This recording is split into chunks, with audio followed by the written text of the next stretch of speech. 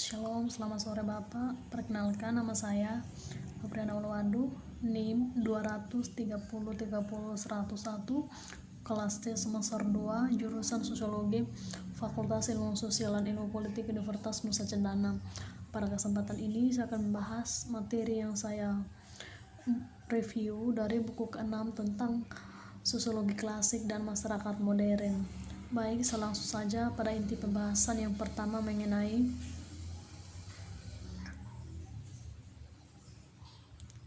sosiologi klasik dan masyarakat modern. Teori sosiologi klasik muncul pada abad ke-19 sebagai upaya untuk memahami transisi yang sedang terjadi di masyarakat tradisional dan juga masyarakat modern. Tokoh yang berperan dalam membangun teori sosiologi klasik antara lain Karl Marx, Emile Durkheim, dan Max Weber. Ketiga tokoh ini yang dianggap sebagai perwakilan terpenting dari klasik tradisi, ahli teori modernitas, karena mereka dianggap sebagai bapak pendiri sosiologi. Marx, Durkheim, dan Weber membentuk trio alami.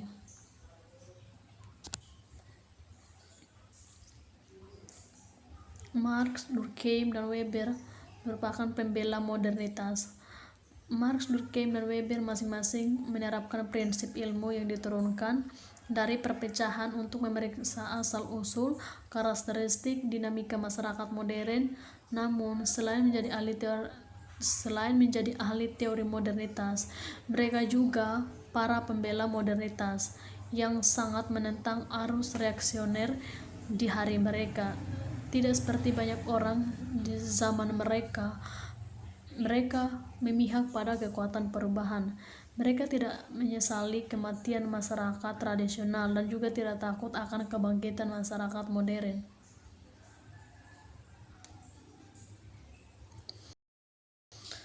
Marx, Durkheim, dan Weber, kritikus modernitas.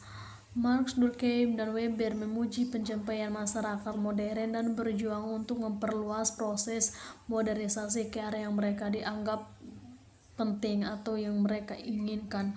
Mereka adalah pembela modernitas, tapi mereka juga kritik kemodernan. Mereka menarik perhatian pada bahaya, dilema, dan penyakit dari kehidupan sosial modern, dan pada kenyataannya mereka menganggap dunia Eropa Barat hari mereka dalam keadaan krisis. Sebagai tanggapan, mereka masing-masing mengajukan diagnosis waktu mereka mengungkapkan kontradiksi, patologi, dan irasionalis di era modern. Tidak peduli seberapa teliti dan kritisnya mereka, integrasi terhadap kondisi modern bagaimanapun juga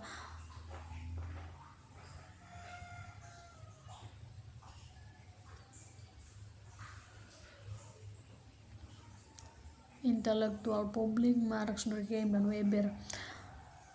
Marx dan Durkheim dan Weber masing-masing menganut identitas ilmuwan. Mereka masing-masing mengabdikan diri untuk usaha ilmiah, dan mereka masing-masing mengumpulkan badan beasiswa ilmu sosial yang mengesankan dalam upaya ilmiah mereka. Mereka juga masing-masing menganggap diri mereka melayani sesama. Tujuan ekstra ilmiah, tujuan politik secara luas. Tujuan mereka bukan hanya untuk menambah persediaan pengetahuan ilmiah, tetapi juga mempengaruhi perubahan sosial melalui kekuatan tulisan dan pidato mereka. Mereka berusaha untuk mendidik dan mencerahkan, mengungkap dan menghilangkan prasangka. Mereka berusaha mengubah kesadaran publik dengan menenangkan bertobat untuk tujuan mereka. Yang jelas bagi mereka atau bagi Marx, bahwa dia dimaksudkan tidak hanya untuk menafsirkan dunia tetapi untuk mengubahnya juga. Sama saja benar untuk Durkheim dan juga Weber.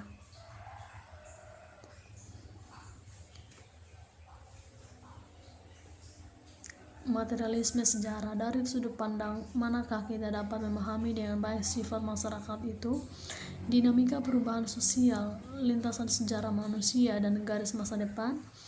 Ada banyak kemungkinan. Beberapa ahli teori mengutamakan ranah politik.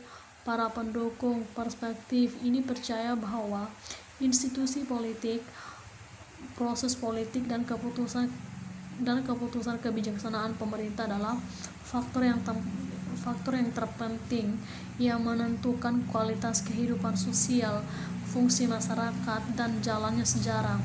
Kekuatan budaya menerima tagihan tertinggi untuk orang lain. Dari sudut pandang ini, karakter operasi dan kecenderungan perkembangannya masyarakat diasumsikan terutama sebagai ekspresi dari nilai-nilai dominannya atau budaya dan cita-cita. Bagi Marx, bagaimanapun ekonomi itu paling penting, bukan politik atau budaya. Premis ini, keunggulan ekonomi adalah gagasan inti perspektif materialistisnya. Yang dimaksud dengan ekonomi secara khusus adalah pengorganisasian aktivitas reproduktif, kebutuhan pangan, dan sandang. Yang dimaksud dengan ekonomi secara khusus adalah pengorganisasian aktivitas produktif, bagaimana orang berkumpul untuk memuaskan kebutuhan pangan, papan, dan sandang mereka. Marx menyebut kumpulan ekonomi ini atau mode produksi. Konsep ini menempati tempat sentral dan teorinya yang mencerminkan keyakinan materialis bahwa produksi adalah dasar dari semua kehidupan sosial dan semua sejarah nyata.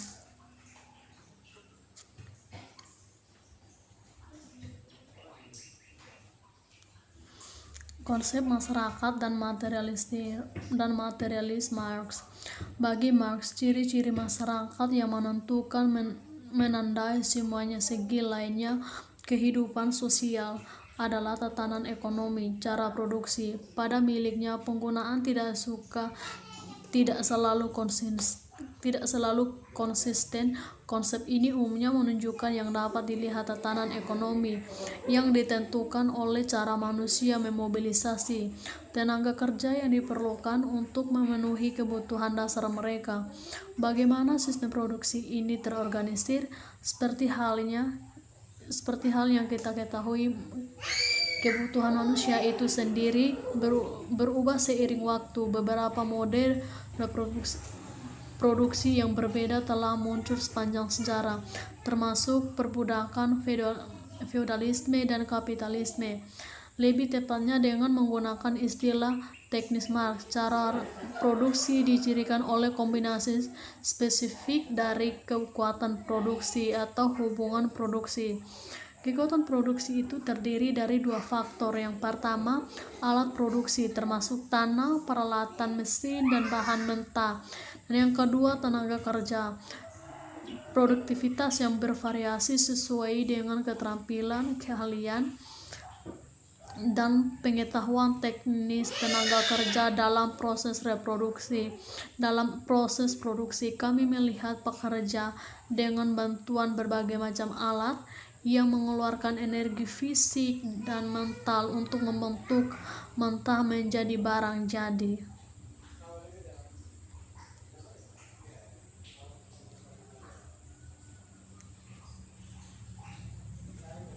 Materialisme praktis Marx.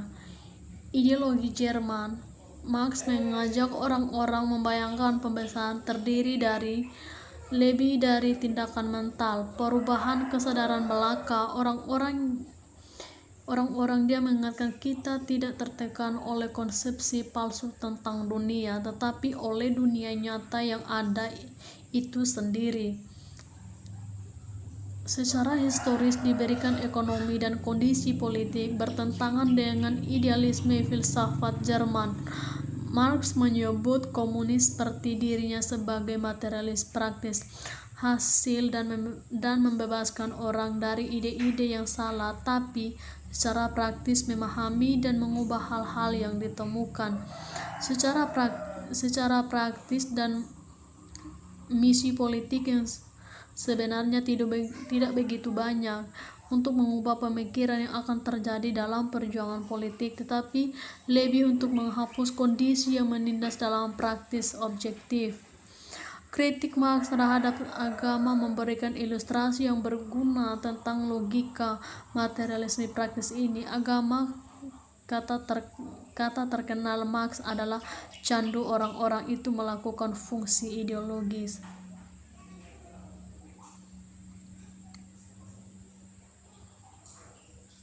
mode produksi kapitalis.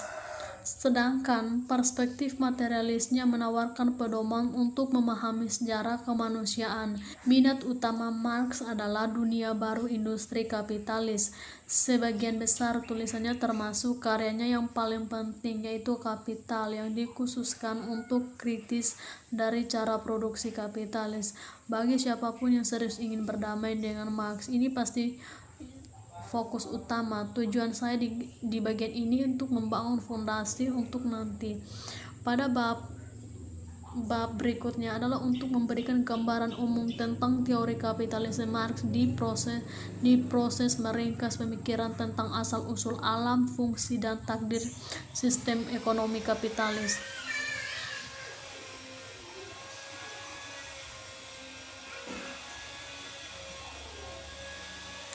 Produksi komoditas kapitalis.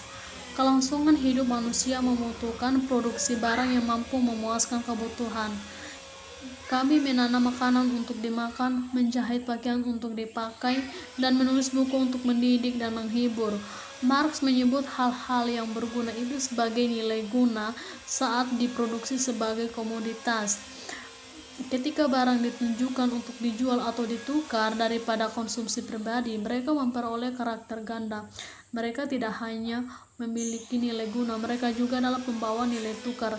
Nilai tukar suatu komoditas berbentuk ekuivalensi kuantitatif dengan proporsi. Nilai guna satu jenis diperdagangkan untuk nilai guna jenis lainnya. Dalam barter ekonomi, misalnya, selusin salmon dapat ditukar dengan satu ayam, atau 2 pisau atau 3 selimut. Rasio ini yang timbul dari transaksi yang sedang berlangsung antara pembeli dan penjual menunjukkan nilai tukar suatu komoditas yang berarti beberapa banyak pada waktu itu dan tertentu pada waktu dan tempat tertentu suatu komoditas bernilai relatif terhadap komoditas lainnya.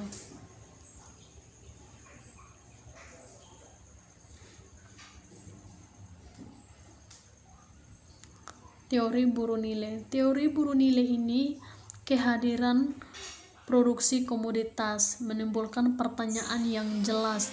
Apakah mengatur proporsi di mana komoditas dipertukarkan satu orang lain?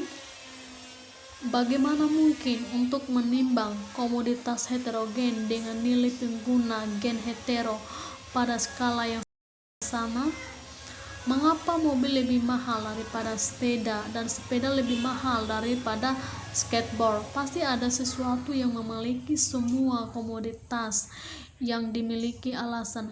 Marx dengan mengacu pada nilai relatifnya, nilai tukar mereka dihitung atau satu properti yang mereka semua bagikan. Dia berpendapat bahwa rendering bahkan apel dan jeruk yang sebanding adalah bahwa mereka adalah produk tenaga kerja manusia. Lebih tepatnya, mereka adalah produk dari abstrak kerja manusia.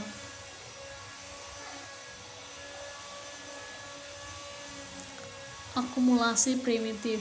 Sementara kapitalisme adalah sistem produksi komoditas, pertukaran komoditas hanyalah prasyarat.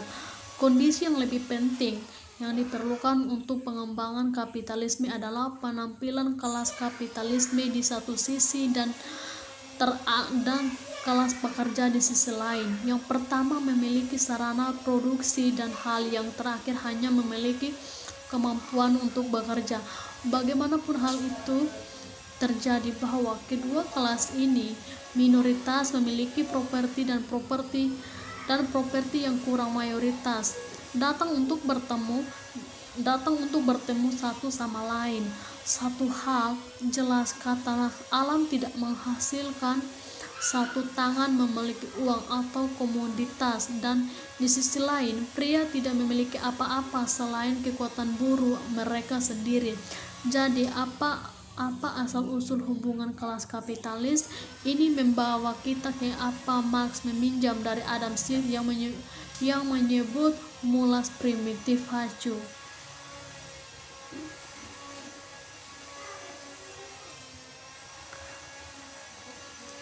kekuatan tenaga kerja dan komoditas yang paling aneh. Di bawah kapitalisme, tenaga kerja adalah komoditas, tidak lebih dan tidak kurang. Daripada gula, mantan diukur dengan jam yang terakhir oleh skala. Tetapi ketika Karl Marx menyatakan berulang kali, tenaga kerja kapasitas manusia untuk bekerja adalah komoditas pecu pembohong. Dan kekhasan ini pergi ke jantung kritiknya yang terhadap mode produksi kapitalis dibanding dengan komoditas lain, seperti yang jelas lebih lengkap ikuti tentang kerja unik dan setidaknya 5 hal. Yang pertama, penentuan nilai tenaga kerja berbeda dari komoditas lain karena itu tergantung pada tingkat masyarakat berkembang dan standar budaya. Yang kedua, meskipun dibeli dan dijual di pasar, kapitalis tidak menghasilkan tenaga kerja dan karena tidak mengontrol pasokannya dengan cara yang sama seperti yang mereka lakukan untuk komoditas lain. Dan yang ketiga, kapitalis mengkonsumsi tenaga kerja dengan mengekstraksi sebanyak mungkin upaya tenaga kerja sebagai pos dari pekerja yang sering resisten, dan proses ini penuh dengan konflik, tidak seperti yang dimasyarakatkan oleh konsumsi barang lain. Yang keempat, tenaga kerja adalah komoditas khusus dan secara unik berharga dan titik dudukan kelas kapitalis karena mampu menghasilkan nilai surplus. Dan kelima, tenaga kerja adalah komoditas yang aneh juga karena itu adalah atribut dari manusia yang hidup.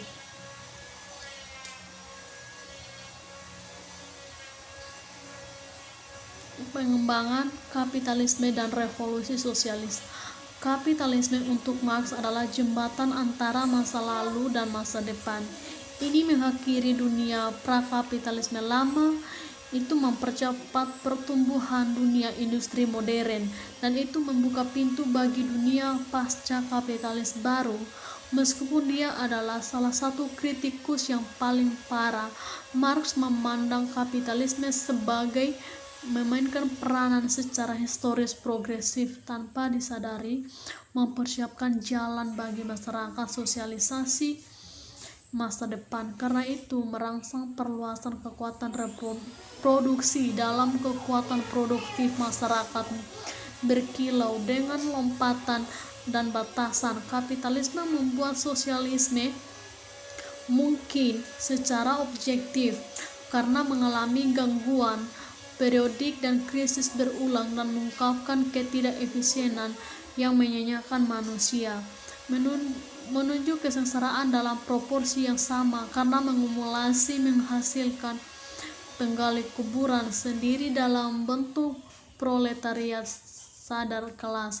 Kapitalisme membuat sosialisme layak secara politis.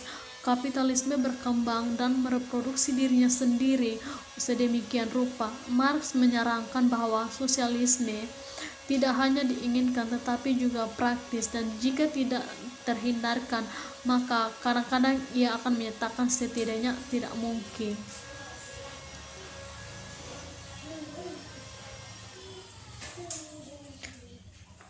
Kapitalisme sebagai kekuatan modern. Kapitalisme adalah sistem revolusioner yang membatalkan tatanan feodal tradisional dan menggantinya dengan jenis masyarakat yang sangat baru dan kualitatif. Sebagai Marx dan Engels menggambarkan pembuka manifesto, begitu mode produksi kapitalis naik dan berjalan, ini adalah kekuatan yang benar-benar transformatif, menyapu dunia lama dan memaksakan dunia baru yang sama sekali.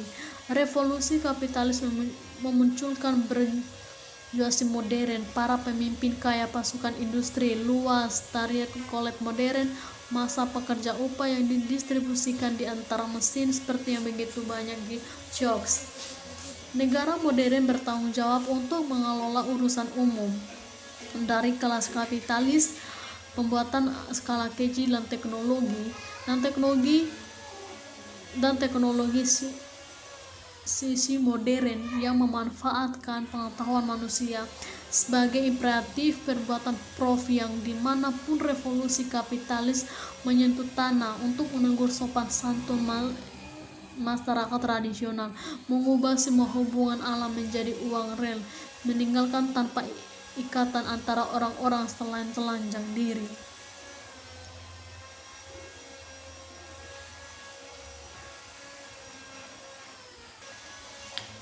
Misi historis kapitalisme. Revolusi kapitalisme menghancurkan dunia prakapitalis yang menyebarkan industri modern jauh dan luas dan membawa kemanusiaan pada ambang zaman baru. Ini memberikan pengaruh peradaban, mendorong sejarah ke depan dengan mengubur masa lalu yang dijadwalkan dengan cara hidup lama, dan dengan memungkinkan dunia modern untuk maju ke tahap perkembangan yang lebih tinggi.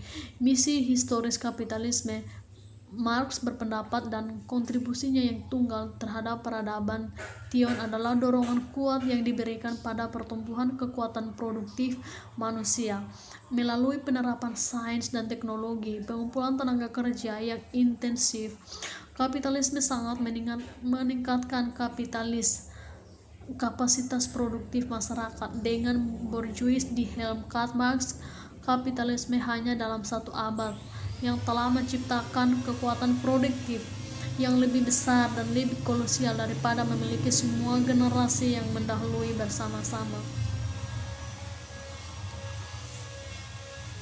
Demikian materi yang dapat saya sampaikan. Sekian dan terima kasih.